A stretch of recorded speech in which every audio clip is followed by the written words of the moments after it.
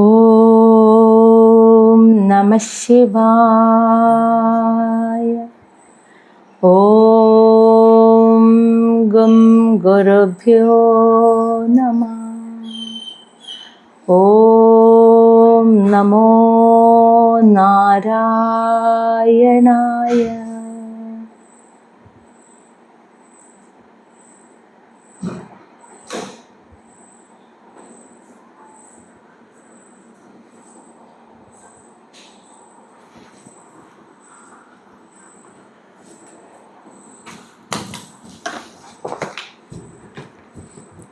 ശ്രീമദ് മഹാഭാഗവതം പഞ്ചമസ്കന്ധം അധ്യായം 1 പ്രിയവ്രത മഹാരാജാവിൻ്റെ ചരിതമാണ്. അദ്ദേഹത്തിൻ്റെ കർമ്മങ്ങളെക്കുറിച്ചാണ് നമ്മൾ കേട്ടുകൊണ്ടിരിക്കുന്നത്. അപ്പോൾ അതിൽ ഒതുങ്ങിയിരിക്കും. വസു,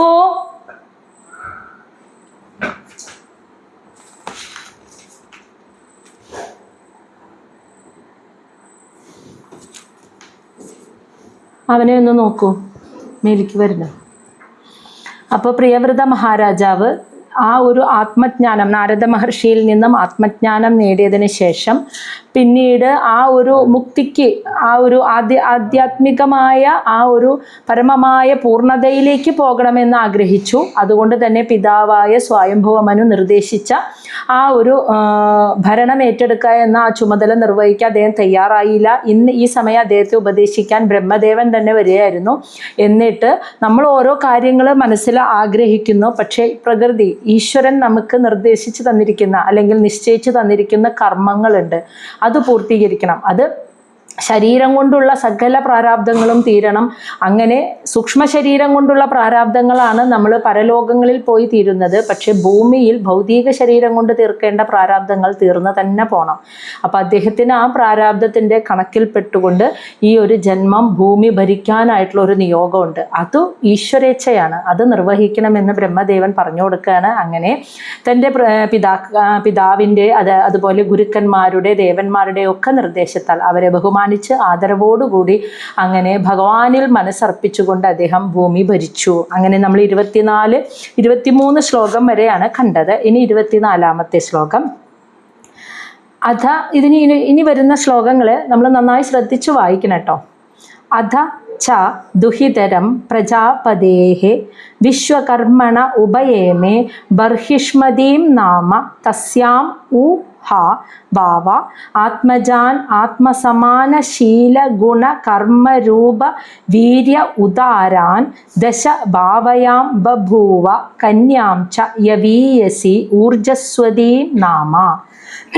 അഥ അനന്തരം, അങ്ങനെ ഭരിച്ചുകൊണ്ടിരിക്കെ അനന്തരം പ്രജാപതി വിശ്വകർമ്മണ, വിശ്വകർമാവ് എന്നു പേരുള്ള പ്രജാപതിയുടെ ദുഹിതരം പുത്രിയായ ബർഹിഷ്മതീം നാമ, ബർഹിഷ്മതി എന്നു പേരുള്ള അദ്ദേഹത്തിൻ്റെ പുത്രിയെ ഉപയേമേ, ഈ പ്രിയവ്രത മഹാരാജാവ് വിവാഹം ചെയ്തു. തസ്യ ഉ ഹ, അവളിൽ, ഊഹ എന്ന് വെച്ചാൽ അത്ഭുതം തന്നെ. ഊഹ എന്ന് വെച്ചാൽ അത്രയ്ക്കും വിഖ്യാതരായിട്ടുള്ള അത്ഭുതകരമായ, അത്ഭുതം എന്ന് പറയാൻ കാരണം എന്താ, ആരും പ്രതീക്ഷിച്ചിരുന്നില്ല പ്രിയവ്രതൻ ഒരു വിവാഹം കഴിക്കുമെന്നും സന്താനങ്ങൾ ഉണ്ടാവുമെന്നും. കാരണം അത്രയ്ക്കും ആത്മജ്ഞാനത്തിൻ്റെ പൂർണ്ണതയിലേക്ക് പോകാൻ ആഗ്രഹിച്ച വ്യക്തിയായിരുന്നു. പക്ഷേ എന്നിട്ടും അപ്പം അതാണ് വളരെ വിഖ്യാതരായിട്ടുള്ള, എന്നാൽ അത്യധികം അത്ഭുതവും. കാരണം അത്ഭുതമാണ് അദ്ദേഹത്തിന് മക്കളുണ്ടാവുക എന്ന് പറഞ്ഞാൽ. അങ്ങനെയുമുള്ള ആത്മജാൻ, പുത്രന്മാർ, ആത്മസമാന ശീല ഗുണ കർമ്മ രൂപ വീര്യ ഉദാരാൻ, അതായത് ആത്മസമാനം എന്ന് വെച്ചാൽ അദ്ദേഹത്തിന് തുല്യ സമാനമായ ശീലം, സ്വഭാവം, ഗുണം, യോഗ്യത, കർമ്മങ്ങൾ, രൂപം എന്ന് വെച്ചാൽ സൗന്ദര്യം, വീര്യം എന്ന് വെച്ചാൽ ശൗര്യം, ഉദാരാൻ എന്ന് വെച്ചാൽ മഹാമനസ്കത, ഇവയെല്ലാം തികഞ്ഞ ദശ 10 പുത്രന്മാർ. ആത്മജാൻ, ദശ ആത്മജാൻ, 10 പുത്രന്മാർ ഭാവയാം ബഭൂവ അദ്ദേഹത്തിനുണ്ടായി. ഇനി യവീയസി, അവരുടെ താഴെയായിട്ട് കന്യാം ച, ഒരു പുത്രി, ഊർജസ്വതി നാമ, ഊർജസ്വതി എന്ന പേരുള്ള ഒരു പുത്രിയും ജനിച്ചു എന്നർത്ഥം. അപ്പോൾ പ്രിയവ്രത മഹാരാജാവിന് വിശ്വകർമാവ് എന്നു പേരുള്ള പ്രജാപതിയുടെ പുത്രി ബർഹിഷ്മതിയെ വിവാഹം കഴിച്ചു. അവളിൽ അദ്ദേഹത്തിന് തുല്യമായ രൂപം കൊണ്ടും സ്വഭാവം കൊണ്ടും കർമ്മം കൊണ്ടും തുല്യമായ 10 പുത്രന്മാരും ഊർജസ്വതി എന്നു പേരുള്ള ഒരു മകളും ജനിച്ചു. ശ്ലോകം 25. ആഗ്നേന്ദ്രേ ഇത്മജിഹ്വ, അതായത് ഊർജസ്വതി എന്ന പുത്രിയുടെ പേരാണ് നമ്മൾ കണ്ടത്. ഇനി ആ 10 പുത്രന്മാരുടെ പേരാണ് പറയുന്നത്. ആഗ്നേന്ദ്ര, ഇത്മജിഹ്വ, യജ്ഞബാഹു, മഹാവീരൻ, ഹിരണ്യരേതഃ, ഘൃതപൃഷ്ട, സവനൻ, മേധാതിഥി, വിധിഹോത്ര, കവയഃ ഇതി. ഇപ്രകാരം സർവയേവ എല്ലാവരും, ഇവരെല്ലാ 10 പുത്രന്മാരും അഗ്നിനാമാനഃ എന്ന് വെച്ചാൽ അഗ്നിയുടെ നാമങ്ങളാകുന്നു. അപ്പം അഗ്നിയുടെ നാമങ്ങളാണ് ഇതെല്ലാം. അപ്പോൾ ഈ പുത്രന്മാരെല്ലാം അഗ്നിദേവനുമായി ബന്ധപ്പെട്ടവരാകുന്നു എന്നർത്ഥം. മനസ്സിലായോ? അപ്പം അഗ്നിയുടെ നാമങ്ങളാണ് ആഗ്നേന്ദ്രൻ, ഇത്മജിഹ്വൻ, യജ്ഞബാഹു, മഹാവീരൻ, ഹിരണ്യരേതൻ, ഘൃതപൃഷ്ടൻ, സവനൻ, മേധാതിഥി, വിധിഹോത്രൻ, കവയൻ. ഇവരെല്ലാവരും അഗ്നിയുടെ നാമങ്ങളായിരുന്നു. ശ്ലോകം 26. ഇനി അവരെങ്ങനെയാണ് ജീവിച്ചത്, അതിലാരൊക്കെ മുക്തിയെ പ്രാപിച്ചു എന്നാണ് പറയുന്നത്. ഏതേഷാം കവിഃ മഹാവീരഃ സവന ഇതി ത്രയ ആസൻ ഊർധ്വരേതസഃ തേ ആത്മവിദ്യായാം അർഭഭാവാദ് ആരഭ്യ കൃതപരിചയാഃ പാരമഹംസ്യ ഏവ ആശ്രമ ഭജൻ. ഏതേഷാം, ഈ 10 പുത്രന്മാരിൽ കവി എന്നു പേരുള്ള മകനും, മഹാവീരൻ എന്ന മകനും, സവനൻ എന്ന മകനും, ഇതി ത്രയഃ ഈ 3 പേരും, ആസൻ ഊർധ്വരേതസഃ അവരുടെ രേതസ്സിനെ, വീര്യത്തെ മുകളിലോട്ട് ഉയർത്തിയിട്ട്, എന്ന് വെച്ചാൽ പരിപൂർണ ബ്രഹ്മചര്യത്തിലേക്ക് അനുഷ്ഠിച്ച്, തേ അവർ ആത്മവിദ്യായാം ആത്മജ്ഞാനത്തിൽ മുഴുകി, അർഭഭാവാത് ആരഭ്യ ബാല്യകാലം മുതൽക്കേ തന്നെ ആരംഭിച്ചു ആ ഒരു പൂർണ്ണ ബ്രഹ്മചര്യ ജീവിതം എന്ന്.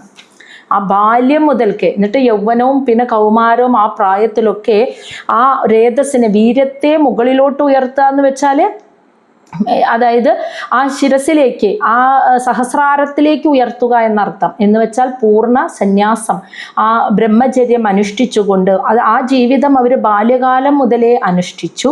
അങ്ങനെ കൃതപരിചയ, അതായത് അത്രയ്ക്കധികം ജ്ഞാനമുള്ള പരമഹംസന്മാർ നയിക്കുന്ന ഏവ ആശ്രമ ഭജൻ, ആശ്രമ ജീവിതത്തെ, പരമഹംസന്മാരായ യോഗികൾ അനുഷ്ഠിക്കുന്ന ആശ്രമ ജീവിതത്തെ ഭജൻ അവർ അനുഷ്ഠിച്ചു എന്ന്. അപ്പം അദ്ദേഹത്തിൻ്റെ പുത്രന്മാരിൽ 3 പേര്, കവി, മഹാവീരൻ, സവനൻ, ഇവർ 3 പേരും അവർ ബാല്യം മുതൽക്കേ തന്നെ ആത്മജ്ഞാനത്തിൽ മുഴുകി അങ്ങനെ പരിപൂർണ ബ്രഹ്മചര്യം അനുഷ്ഠിച്ച് ജീവിച്ച് അവരങ്ങനെ പരമഹംസ യോഗികളുടെ ആശ്രമ ജീവിതത്തെ തിരഞ്ഞെടുത്ത് ആ ജീവിതത്തിൽ അനുഷ്ഠിച്ചു, അങ്ങനെ മുഴുകി ജീവിച്ചു. ശ്ലോകം 27. തസ്മിൻ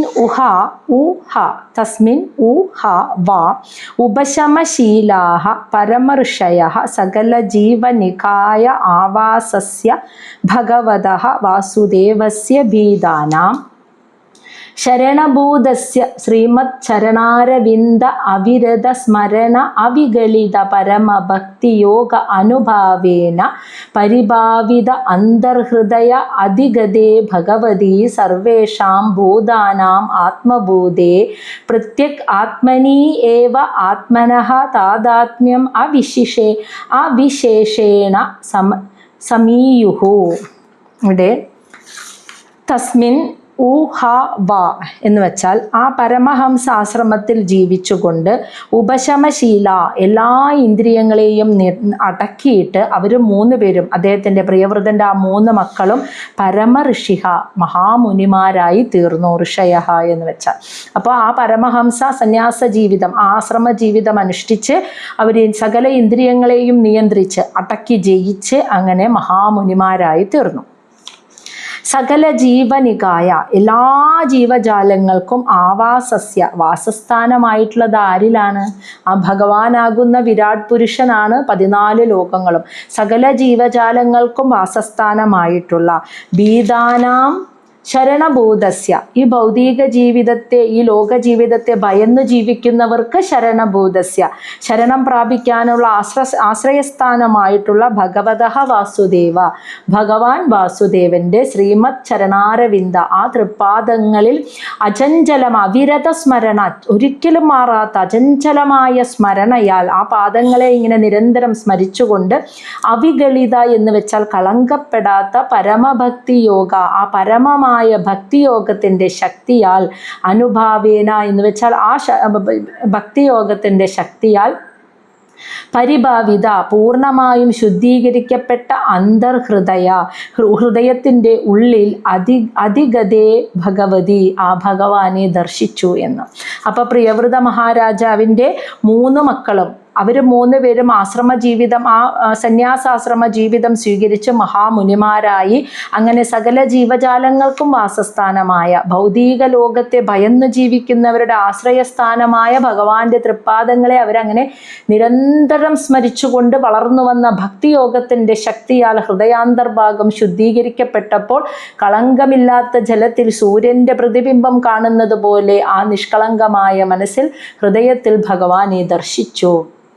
അങ്ങനെ സർവേഷാം ഭൂതാനാം, സമസ്ത ചരാചരങ്ങളുടെയും ആത്മഭൂതേ എന്ന് വെച്ചാൽ അവയുടെ എല്ലാത്തിൻ്റെയും ശരീരത്തിൻ്റെ ഉള്ളിൽ സ്ഥിതി ചെയ്യുന്ന, പ്രത്യക് എന്ന് വെച്ചാൽ പ്രത്യക്ഷ, ആ എല്ലാത്തിൻ്റെയും ഉള്ളിൽ സ്ഥിതി ചെയ്യുന്ന ആ പ്രത്യക്ഷത്തിൽ ആത്മനി ഏവ ആത്മനഃ, ആത്മാവായിരിക്കുന്ന ആ പരമാത്മാവുമായിട്ട് താദാത്മ്യം പ്രാപിച്ചു. അവിശേഷേണ, ആ വിശേഷേണ എന്ന് വെച്ചാൽ ഒരു വ്യത്യാസവുമില്ലാതെ സമീയുഹു, ആ അവസ്ഥയെ എത്തിപ്പെട്ടു എന്നർത്ഥം.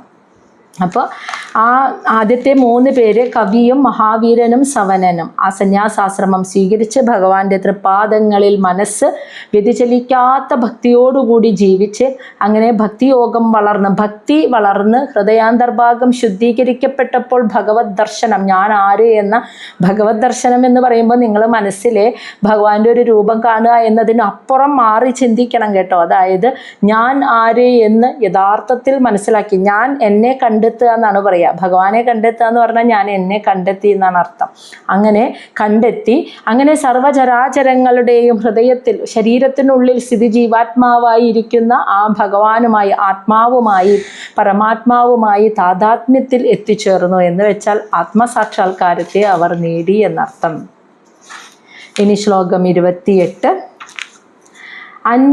അന്യാസ്യാം അഭി ജായായാം ത്രയ പുത്ര ആസൻ ഉത്തമ താമസഃ രൈവതഃ ഇതി മന്വന്തര അധിപതയഃ. അപ്പം അദ്ദേഹത്തിൻ്റെ 3 മക്കളുടെ, പ്രിയവ്രതൻ്റെ 3 പുത്രന്മാരുടെ കാര്യമാണ് ആ പറഞ്ഞത്. ഇനി 7 പേര് വേറെയുണ്ട്.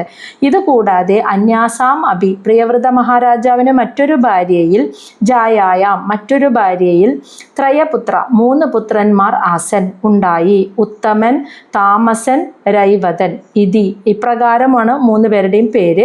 മന്വന്തര അധിപതയ, അവർ 3 പേരും മന്വന്തരത്തിൻ്റെ അധിപതികളായി, അതായത് മനുക്കളായിട്ട് മന്വന്തരത്തിൻ്റെ അധിപതികളായി മാറുകയും ചെയ്തു. വേറൊരു ഭാര്യയിലുണ്ടായ ആ 3 പുത്രന്മാരും. ഇനി ശ്ലോകം 29.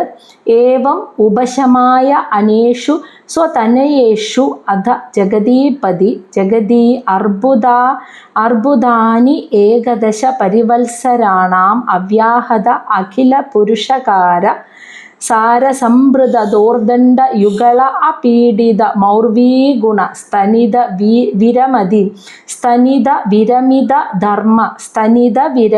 ധർമ്മ പ്രതിപക്ഷോ ബർഹിഷ്മത്യാച അനുദിനം ഏതമാന പ്രമോദ പ്രസരണ യൗഷിന്യ വ്രീഡ പ്രമുഷിത ഹാസ അവലോക രുചിര ക്ഷോള്യാദിഭിഃ പരാഭൂയമാന വിവേക ഇവ അനവബുദ്ധ്യമാന ഇവ മഹാമന ബുഭുജേ.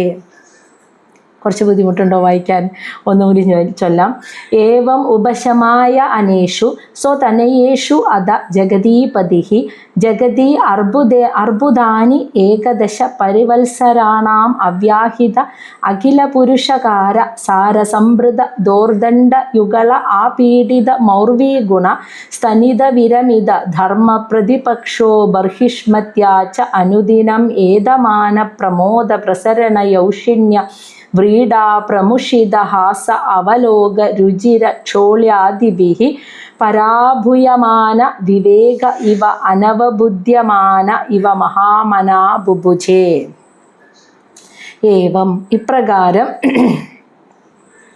അപ്പം അദ്ദേഹത്തിൻ്റെ രണ്ടാം ഭാര്യയിലുള്ള പുത്രന്മാരുടെ കാര്യവും ഇപ്പോൾ പ്രിയവ്രത രാജാവിൻ്റെ ഈ ഒരു കഴിഞ്ഞ ശ്ലോകത്തിൽ പറഞ്ഞു കഴിഞ്ഞു. ഇനി അദ്ദേഹം എന്ത് ചെയ്തു എന്നാണ് പറയുന്നത്. ഇപ്രകാരം ഉപശമായ അനേഷു സ്വതനയേഷു, സ്വന്തം പുത്രന്മാരിൽ 3 പേര് ഉപശമായ അനേഷു എന്ന് വെച്ചാൽ ആ പരിപൂർണമായ പൂർണ്ണതയെ പ്രാപിച്ചു കഴിഞ്ഞപ്പോൾ അതിനുശേഷം ജഗതീപതി, ജഗത്തിൻ്റെ പതിയായ പ്രിയവ്രത മഹാരാജാവ് ഈ ജഗത്തിൻ്റെ അർബുദാനി എന്ന് വെച്ചാൽ ഇവിടെ പറയുന്നത് ഒരു അർബുദം എന്ന് വെച്ചാൽ 10 കോടി വർഷങ്ങൾ, 10 കോടിക്ക് തുല്യമാണെന്ന്, 10 കോടി വർഷങ്ങൾക്ക് തുല്യമാണ് ഒരു അർബുദം എന്ന് വെച്ചാൽ.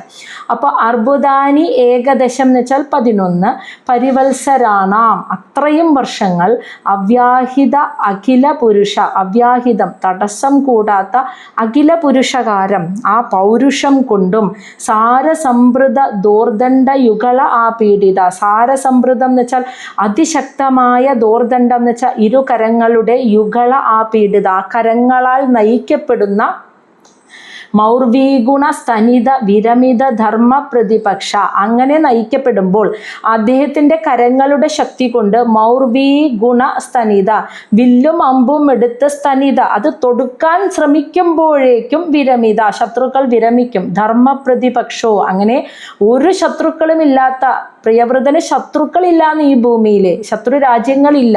അദ്ദേഹത്തോട് യുദ്ധം ചെയ്യാൻ വരുമ്പോൾ അദ്ദേഹം യുദ്ധത്തിനായി അമ്പും വില്ലും കയ്യിലെടുത്ത് ശ്രമിക്കുമ്പോഴേക്കും വിചാരിക്കുമ്പോഴേക്കും ശത്രുക്കൾ പിന്മാറും ഭയന്നിട്ട്. അങ്ങനെ ഒരു ശത്രുക്കളും ഇല്ലാതെ അത്രയും നല്ല മഹാരാജാവ് ചക്രവർത്തിയായിട്ട് അദ്ദേഹം ഭൂമിയെ ഭരിച്ചു. അതാണ് പറഞ്ഞത്. തൻ്റെ പുത്രന്മാരിൽ 3 പേരും മുക്തി പ്രാപിച്ചതിന് ശേഷം ജഗത്തിൻ്റെ പതിയായിട്ടുള്ള പ്രിയവ്രത മഹാരാജാവ് എത്ര വർഷം എന്നാ പറയുന്നത്?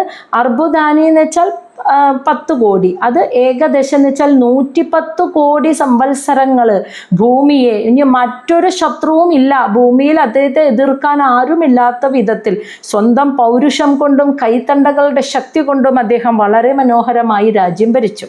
അത് ഭരണകാര്യത്തിൽ. ജോലിയിൽ, ഇനി വീട്ടിലോ നല്ലൊരു ഭർത്താവായിരുന്നു ഗൃഹസ്ഥാശ്രമ ജീവിതത്തിൽ. അതാണ് ബർഹിഷ്മതി, അദ്ദേഹത്തിൻ്റെ ഭാര്യ ബർഹിഷ്മതി അനുദിനം, എന്നും ഒരൊറ്റ ദിവസം പോലും ഇല്ലാത്തതില്ല, എന്നും ഏതമാന പ്രമോദ, വളരെയധികം സന്തോഷത്തിലാണ് ഭാര്യ എന്ന് എന്നും. അതുമാത്രമല്ല, അപ്പം അത്രയും സന്തോഷവും സ്നേഹവും അദ്ദേഹത്തിൽ നിന്നും കിട്ടുന്നു. ഇനി പ്രസരണം എന്ന് വെച്ചാൽ സ്നേഹഭാവം, യൗഷിണ്യ എന്ന് വെച്ചാൽ സ്ത്രൈണഭാവം, വ്രീഡ എന്ന് വെച്ചാൽ ഭാര്യയുടെ ആ ലജ്ജ, പ്രമുഷിതം എന്ന് വെച്ചാൽ പിടിച്ചു നിർത്തുന്നത്, ഹാസം എന്ന് വെച്ചാൽ പുഞ്ചിരി, അവലോകം കടാക്ഷം, രുചിരം പ്രസന്നത, ക്ഷോളി ആദിപി പ്രേമഭാവം, അതായത് ഭാര്യയുടെ കടക്കണ്ണോട്ടം, പുഞ്ചിരി, ഹാസം, ലജ്ജ എന്നിങ്ങനെ അദ്ദേഹത്തിനെ ഒരു ലൗകിക ജീവിതത്തിലേക്ക് പിടിച്ചു നിർത്തുന്ന എല്ലാം അവളിൽ നിന്ന് അദ്ദേഹത്തിനുണ്ടായിരുന്നു. അദ്ദേഹത്തിൻ്റെ എല്ലാ സ്നേഹവും അവൾക്കും ഉണ്ടായിരുന്നു. അങ്ങനെ ബർഹിഷ്മതി വളരെ സന്തോഷത്തോടെയാണ് ഓരോ ദിവസവും കഴിഞ്ഞിരുന്നത്. അങ്ങനെ ഇവയെല്ലാം കൊണ്ടും ഒരു ഭാര്യയിൽ നിന്ന് അനുഭവിക്കേണ്ട എല്ലാ സുഖസന്തോഷങ്ങളും സ്നേഹവും ഒക്കെ അനുഭവിച്ച് അദ്ദേഹം ജീവിച്ചപ്പോൾ മറ്റുള്ളവർക്ക് എന്ത് തോന്നുന്നു? പരാഭൂയമാന വിവേക, ആത്മജ്ഞാനം നഷ്ടപ്പെട്ടവനായിട്ട്, ആധ്യാത്മിക ജീവിതത്തിൽ നിന്നും അധപതിച്ചു പോയവനായിട്ട് അങ്ങനെ തോന്നുന്നു എന്ന പോലെ ആയി അദ്ദേഹം. പക്ഷെ യഥാർത്ഥത്തിൽ അദ്ദേഹം അങ്ങനെയല്ല. പക്ഷെ മറ്റുള്ളവർക്ക് അദ്ദേഹത്തിൻ്റെ കുടുംബജീവിതം കാണുമ്പോഴേ അവരുടെ സ്നേഹവും അവരുടെ സന്തോഷവും, സാധാരണ ലൗകികരെ എങ്ങനെയാണ് ജീവിക്കുക, പാട്ടും കളിയും എല്ലാ സന്തോഷങ്ങളും കൂടി അതേപോലെ അവർ ജീവിക്കുന്നത് കാണുമ്പോൾ അദ്ദേഹം ആധ്യാത്മികതയൊക്കെ വിട്ടു, കുടുംബജീവിതത്തിൽ രമിച്ചു കഴിയുകയാണെന്ന് മറ്റുള്ളവർക്ക് തോന്നുന്നു. അങ്ങനെ തോന്നിക്കുന്ന രീതിയിൽ അനവബുദ്ധ്യമാന, ബുദ്ധി നഷ്ടപ്പെട്ട് വിവേകം നഷ്ടപ്പെട്ടവനെ ഇവ എന്ന പോലെ മറ്റുള്ളവർക്ക് അങ്ങനെ തോന്നുന്നു. വിവേകവും ജ്ഞാനവും ഒക്കെ നഷ്ടപ്പെട്ടു എന്ന് മറ്റുള്ളവർക്ക് തോന്നുന്ന പോലെ, ഭാര്യയുമായി രമിച്ചു ജീവിക്കുന്നവനായിട്ട് മറ്റുള്ളവർക്ക് തോന്നുന്ന പോലെ മഹാമനാം ബബുജേ, ആ മഹാത്മാവായ പ്രിയവ്രതൻ ജീവിച്ചു, ഭൂമി ഭരിച്ചു എന്ന്. അപ്പോൾ ഭരണകാര്യം കൊണ്ടായാലും കുടുംബസ്ഥൻ എന്ന രീതിയിലാണെങ്കിലും രണ്ട് തലത്തിലും അദ്ദേഹം പെർഫെക്റ്റ് ആയിരുന്നു എന്നർത്ഥം. കുടുംബജീവിതത്തിൽ പെർഫെക്റ്റ് ആയതുകൊണ്ട് ഭാര്യയ്ക്ക് അങ്ങോട്ടും, ഭാര്യയിൽ നിന്നുള്ള എല്ലാ സ്നേഹവും ഇങ്ങോട്ടും അനുഭവിച്ച് ഒരു പുറമേന്ന് നോക്കുന്നവർക്ക് ഒരു സാധാരണ ലൗകികര് ജീവിക്കുന്ന പോലെ എല്ലാം അനുഭവിച്ചും ആസ്വദിച്ചും അദ്ദേഹത്തിൻ്റെ ആ ജീവിതം കണ്ടപ്പോൾ മറ്റുള്ളവർക്ക് തോന്നും അദ്ദേഹത്തിന് ജ്ഞാനമൊക്കെ നഷ്ടപ്പെട്ടു, ആത്മീയ നഷ്ടപ്പെട്ടു, ലൗകികനായി, തീർത്തും ലൗകികനായി എന്ന് തോന്നുന്ന പോലെ മറ്റുള്ളവരുടെ കണ്ണിൽ അങ്ങനെ തോന്നും. അതുപോലെ രാജ്യഭരണത്തിൻ്റെ കാര്യത്തിലാണെങ്കിലും സ്വന്തം പൗരുഷം കൊണ്ടും കൈയുടെ ശക്തി കൊണ്ടും മറ്റൊരു ശത്രുവും അദ്ദേഹത്തിന് ഇല്ലാത്ത രീതിയിൽ അത്രയ്ക്ക് ഭൂമി മുഴുവൻ അംഗീകരിച്ചുകൊണ്ട് അദ്ദേഹം ഭരിക്കുകയും ചെയ്തു. ഗൃഹസ്ഥാശ്രമ ജീവിതത്തിൽ നല്ലൊരു കുടുംബസ്ഥനായി, നല്ലൊരു ഭർത്താവായി എല്ലാം അനുഭവിച്ച് അദ്ദേഹം ജീവിക്കുക. അപ്പം കർമ്മം, ഭൂമിയിൽ ജീവിക്കുമ്പോൾ കർമ്മം എന്താ? നമ്മുടെ ജോലിയും നമ്മുടെ കുടുംബജീവിതവും, അതാണല്ലോ നമ്മൾ ചെയ്യുന്ന പ്രധാന കർമ്മം. ആ ശരീരം കൊണ്ട് ചെയ്യുന്ന കർമ്മം, ഈ രണ്ട് കർമ്മവും വളരെ ഭംഗിയായിട്ട് അതിനെ ചെയ്ത് നിർവഹിച്ച് അനുഭവിച്ച് അദ്ദേഹം ജീവിച്ചു എന്നർത്ഥം. അതാണ് ഈശ്വര നിശ്ചയം എന്തെന്നറിഞ്ഞ് ചെയ്യുമ്പോഴുള്ള പ്രത്യേകത. ഇതിപ്പോൾ അദ്ദേഹം പിതാവ് പറഞ്ഞത് നിരസിച്ച് എൻ്റെ ആഗ്രഹം ഇതാണ് എന്ന് പറഞ്ഞിട്ട് ആ ആഗ്രഹത്തിൻ്റെ പിന്നാലെ പാഞ്ഞു പോവുകയാണെങ്കിൽ അദ്ദേഹത്തിന് ആത്മീയ ജീവിതത്തിൽ പൂർണ്ണതയോ മുക്തിയോ ലഭിക്കില്ല. കാരണം ഈശ്വരേച്ഛയ്ക്കെതിരായിട്ടാണ് അദ്ദേഹം ചെയ്യുന്നത്. അപ്പോൾ ആ മുക്തി കിട്ടില്ല. ഈശ്വരേച്ഛ എന്തെന്നറിഞ്ഞ് പ്രവർത്തിക്കുമ്പോഴാണ് അവിടെ പൂർണ്ണത, അതിൽ തടസ്സം നേരിടില്ല, അവിടെയാണ് പൂർണ്ണത വരുന്നത് എന്നാണ് ആ പറയുന്നത്. മനസ്സിലായോ? ഇനി ശ്ലോകം 30. യാവത് അവഭാസയതി സുരഗിരിം അനുപരിക്രാമൻ ഭഗവാൻ ആദിത്യഃ വസുധാതലം അർദ്ധേന ഏവ പ്രദപതി അർദ്ധേന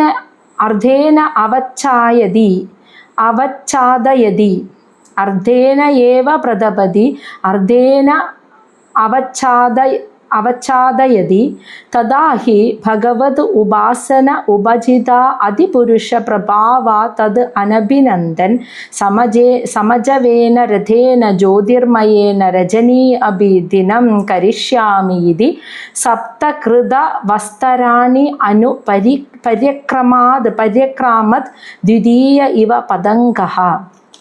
ഇവിടെ അങ്ങനെ ജീവിക്കുന്ന അദ്ദേഹത്തിൻ്റെ കർമ്മം പൂർത്തിയായിട്ടില്ലാത്തത് കൊണ്ടാണല്ലോ ഇങ്ങനെ ഒരു കർമ്മം ചെയ്ത് ജീവിക്കേണ്ട ഒരു അവസ്ഥ വന്നത്. അപ്പോൾ ആ കർമ്മത്തിൽ ഒരു പ്രവൃത്തി ചെയ്തതാണ്, ഒരു കർമ്മം ചെയ്തതാണ് ഇവിടെ പറയുന്നത്. ഒന്നുകൂടി ശ്ലോകം ചൊല്ലാം. യാവത് അവഭാസയതി സുരഗിരിം അനുപരിക്രാമൻ ഭഗവൻ ആദിത്യഃ വസുധാതലം അർദ്ധേന ഏവ പ്രദപതി അർദ്ധേന അവച്ഛാദയതി തദാ ഹി ഭഗവത് ഉപാസന ഉപജിത അതിപുരുഷം പ്രഭാവം തത് അനഭിനന്ദൻ സമജവേന രഥേന ജ്യോതിർമയേന രജനീമഭി ദിനം കരിഷ്യാമി ഇതി സപ്തകൃത് വസ്തരാണി പര്യക്രാമത് ദ്വിതീയ ഇവ പതംഗഃ. യാവത്, അതായത് ഉള്ള കാലത്തോളം എന്നർത്ഥം. എത്ര കാലമുണ്ടോ അത്രയും കാലം അവഭാസയതി, ഭൂമിയെ പ്രകാശിപ്പിക്കണം. സുരഗിരിം എന്ന് വെച്ചാൽ സുമേരു പർവ്വതത്തിൻ്റെ അനുപരിക്രാമൻ എന്ന് വെച്ചാൽ സുമേരു പർവ്വതത്തെ പ്രദർശനം ചെയ്തുകൊണ്ട് ഭഗവാൻ ആദിത്യൻ യഥാർത്ഥത്തിലുള്ള സൂര്യദേവൻ സുമേരു പർവ്വതത്തെ പ്രദക്ഷിണം ചെയ്തുകൊണ്ട് എത്ര കാലമുണ്ടോ അത്രയും കാലം ഭൂമിയിൽ പ്രകാശം നൽകിക്കൊണ്ട് നിലനിൽക്കണം എന്നാണ് പ്രിയവ്രത മഹാരാജാവ് ആഗ്രഹിച്ചിരുന്നത്. അതായത് രാത്രി പാടില്ല എന്ന്, ഭൂമിയിൽ സദാ ഭൂമിയിൽ പ്രകാശം മാത്രമേ ഉണ്ടാവാൻ പാടുള്ളൂ. അപ്പോൾ സുമേരു പർവ്വതത്തെ പ്രദക്ഷിണം ചെയ്തുകൊണ്ട് എന്ന് പറയാൻ കാരണം അത്രയും ഉയരമുള്ളതാണല്ലോ. സുമേരു പർവ്വതത്തെ പ്രദക്ഷിണം ചെയ്തുകൊണ്ട് സൂര്യഭഗവാൻ ഭൂമിയിൽ ഏതും നേരവും സദാ ഇങ്ങനെ പ്രകാശിപ്പിച്ചുകൊണ്ടിരിക്കണം. ഇവിടെ രാത്രി ഉണ്ടാവാൻ പാടില്ല എന്നാണ് പ്രിയവ്രതൻ ആഗ്രഹിച്ചത്. പക്ഷെ നടന്നതോ വസുധാതലം ഭൂമി മുഴുവൻ അർദ്ധേന ഏവ പകുതി നേരം പ്രതപതി പ്രകാശിക്കും, അർദ്ധേന ഏവ പകുതി നേരം അവച്ഛാദയതി ഇരുട്ടുമാണ് ഉണ്ടായത്. അപ്പോൾ ഭൂമിയിൽ പകുതി നേരം ഇരുട്ടും പകുതി നേരം പ്രകാശവുമാണ് ഉണ്ടായത്. തഥാഹി ആയതിനാൽ തത് അനഭിനന്ദൻ. അപ്പോൾ പ്രിയവ്രത മഹാരാജാവ് അത് അത്ര ഇഷ്ടപ്പെട്ടില്ല അങ്ങനെ ചെയ്തത്. ഇരുട്ട് വരാൻ പാടില്ല, ഇവിടെ രാത്രി ഉണ്ടാവാൻ പാടില്ല, പകല് മാത്രമേ ഉണ്ടാവാൻ പാടുള്ളൂ എന്ന് ആഗ്രഹിച്ചു. പക്ഷെ സൂര്യഭഗവാൻ ഭൂമിയിൽ പകുതി ഇരുട്ടും പകുതി പ്രകാശവും കൊടുത്തു. അത് അനഭിനന്ദൻ എന്ന് വെച്ചാൽ അതിൽ സൂര്യഭഗവാനെ അഭിനന്ദിച്ചില്ല എന്ന്, ആ പ്രവൃത്തിയിൽ അതത്ര ഇഷ്ടപ്പെട്ടില്ല എന്നർത്ഥം. അപ്പോൾ ഭഗവത് ഉപാസന ഉപജിത അതിപുരുഷ പ്രഭാവം, ഭഗവാന്റെ ഉപാസനയാൽ നിരന്തരമായ ഭഗവത് ഉപാസനയാൽ അദ്ദേഹത്തിൽ വികസിച്ചു വന്ന ആ പ്രഭാവം, ആ ശക്തി ചൈതന്യം കൊണ്ട് സമജവേന എന്ന് വെച്ചാൽ തുല്യശക്തിയാൽ, ജ്യോതിർമയേന അതായത് കണ്ണഞ്ചിപ്പിക്കുന്ന സൂര്യൻ്റെ തുല്യശക്തി, അത്രയും കണ്ണ് തുറന്ന് നോക്കാൻ കഴിയാത്ത അത്രയ്ക്ക് പ്രഭയുള്ള രഥേന ഒരു രഥത്തിൽ കയറി, രജനി അഭി രാത്രി പോലും ദിനം കരിഷ്യാമി രാത്രി നേരം പോലും ദിനം പകലാക്കി മാറ്റുവാനായിട്ട്, സപ്തകൃത് 7 വട്ടം വസ്തരണി സൂര്യൻ്റെ ഭ്രമണപഥത്തെ ആ ശരിയായി അനു എന്ന് വെച്ചാൽ വസ്തരണി അനു എന്ന് വെച്ചാൽ സൂര്യൻ്റെ ഭ്രമണപഥത്തെ അങ്ങനെ പിന്തുടർന്നുകൊണ്ട് പരിക്രമാത് വലം വെച്ചു എന്ന്. ദ്വിതീയ ഇവ രണ്ടാമത് എന്ന പോലെ സൂര്യൻ, മറ്റൊരു സൂര്യൻ രണ്ടാമതൊരു സൂര്യനെ എന്ന പോലെ, അതായത് യഥാർത്ഥത്തിലുള്ള സൂര്യൻ്റെ പോലെ അതാണ് സമജവേന, അതിന് തുല്യമായ ശക്തിയും പ്രഭാവത്തോടും കൂടി മറ്റൊരു രഥത്തിൽ കയറി സൂര്യൻ്റെ ഭ്രമണപഥത്തിൽ കയറിയിട്ട് 7 വട്ടം അദ്ദേഹം ഇങ്ങനെ പ്രദക്ഷിണം ചെയ്തു, സൂര്യനെ പിന്തുടർന്നുകൊണ്ട് പ്രദക്ഷിണം ചെയ്തു. അപ്പോൾ സൂര്യഭഗവാൻ ഇരുട്ടാക്കുമ്പോൾ സൂര്യൻ്റെ അതേ പ്രഭാവവും ശക്തിയാണല്ലോ, ആ രഥം ആ ഭാഗത്തേക്ക് പ്രകാശം നൽകും, ഭൂമിയുടെ ആ ഭാഗത്തേക്ക് പ്രകാശം നൽകും. അപ്പൊ ഇരുട്ട് വരാൻ പാടില്ല, രാത്രി വേണ്ട, രാത്രിയെ പോലും പകലാക്കി മാറ്റണം. അപ്പൊ സൂര്യൻ ഭഗവാന്റെ പാദങ്ങളിലുള്ള ശക്തി കൊണ്ട്, ആ ഉപാസന കൊണ്ട് നേടിയ പ്രഭാവത്താൽ സൂര്യനെ പോലെ പ്രഭാവമുള്ള ശക്തിയുള്ള തേജസ്സേറിയ മറ്റൊരു രഥത്തിൽ കയറി സൂര്യന്റെ ഭ്രമണപഥത്തിൽ കയറി സൂര്യനെ പിന്തുടർന്ന് പ്രദക്ഷിണം ചെയ്തിട്ട് സൂര്യൻ ഇരുട്ടാക്കുന്നിടത്തൊക്കെ പ്രകാശം കൊടുക്കാൻ തുടങ്ങി എന്നർത്ഥം കേട്ടോ. അപ്പോൾ അങ്ങനെ പ്രിയവ്രത മഹാരാജാവ് നല്ല രീതിയിൽ അങ്ങനെ രാജ്യം ഭരിച്ച് ജീവിക്കെ അദ്ദേഹം ആഗ്രഹിച്ചത് സൂര്യഭഗവാൻ ഭൂമിയിൽ മുഴുവൻ സമയവും പ്രകാശിപ്പിക്കണം എന്നായിരുന്നു. പക്ഷെ ഭൂമിയിൽ പകുതി നേരം പ്രകാശവും പകുതി നേരം ഇരുട്ടുമാണ് സൂര്യൻ കൊടുത്തത്. അതത്ര ഇഷ്ടപ്പെടാതിരുന്ന പ്രിയവ്രത മഹാരാജാവ് ഭഗവാന്റെ ഉപാസനയാലുള്ള ശക്തി കൊണ്ട് സൂര്യന് തുല്യം ശക്തിയും പ്രഭാവമുള്ള മറ്റൊരു രഥത്തിൽ കയറിയിട്ട് സൂര്യൻ്റെ ഭ്രമണപഥത്തിൽ ആ സൂര്യനെ പിന്തുടർന്ന് പരിക്രമണം ചെയ്തുകൊണ്ട് സൂര്യൻ ഇരുട്ടാക്കുന്ന രാത്രി ഇല്ലാതാക്കി രാത്രിയെ പോലും പകലാക്കി മാറ്റാനായിട്ട് 7 വട്ടം സൂര്യൻ ഭ്രമണപഥത്തിൽ പരിക്രമണം ചെയ്തു. ഇപ്പൊ സൂര്യൻ ഇരുട്ടാക്കുന്നിടത്ത് ഈ രഥത്തിന്റെ തേജസ് കൊണ്ട് പ്രകാശം കൊടുക്കും. അങ്ങനെ അദ്ദേഹം ചെയ്തു എന്നാണ് പറയുന്നത്. ഇനി ഇതിന്റെ ബാക്കി നമുക്ക് നാളെ നോക്കാം. അപ്പൊ നാളത്തോടു കൂടി നമുക്ക് ഈ അധ്യായം അവസാനിക്കും.